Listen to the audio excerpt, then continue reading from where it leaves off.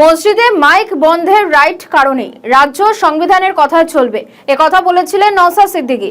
এবার বর্ষিয়ান আইনজীবী বিকাশ রঞ্জন ভট্টাচার্য বলেন, মসজিদে মাইক বন্ধে পুলিশের ভূমিকা আইনসম্মত নয়।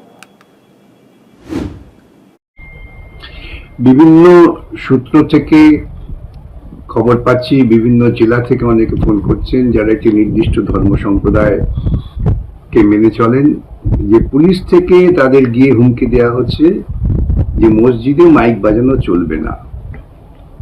পুলিশের এই ভূমিকাটা আইনসম্মত নয়।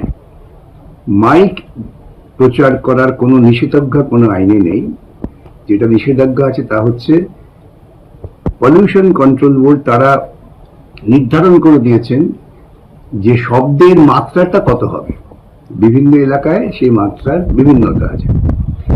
কলকাতা হাইকোর্টেও এক সময় এই আজান নিয়ে যখন মামলা হয় তখন তারা রায় দিয়েছিলেন যে আজানে মাইক বাজতে পারি, কিন্তু সেটা পলিউশন কন্ট্রোল বোর্ডের নির্ধারিত যে শব্দের মান 6.5 ডেসিবেল না 8 ডেসিবেল কি ছিল সেটা দেখে নিতে হবে, যেটা আইনে আছে।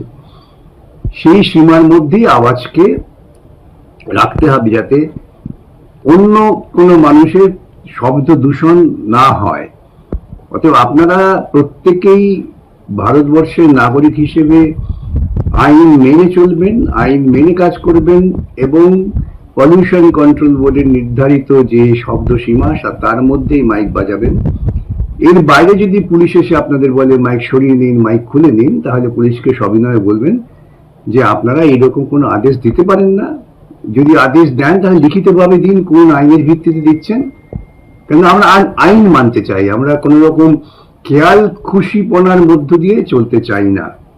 এটাই হবে আপনাদের ভূমিকা। সকলের কাছে আমার অনুরোধ, শান্ত থেকে সুস্থভাবে আপনারা প্রত্যেকেই প্রত্যেকের ধর্ম আচরণ করতে পারেন, ধর্মটাকে মৌলবাদী পর্যায়ে নিয়ে যাবেন না। আজকে আমার কাছে বিধানসভার সদস্য নওশাদ এসেছেন এই বিষয় নিয়ে পরামর্শ করার জন্য। আমরা আদালতে আসছি, আদালতের কাছে আমরা একথাই বলবো যে পুলিশ প্রশাসন তারা আইন মেনে কাজ করুন। তারা আইন মেনে কাজ করলে পরে সাধারণ নাগরিকরাও আইন মেনে কাজ করবে।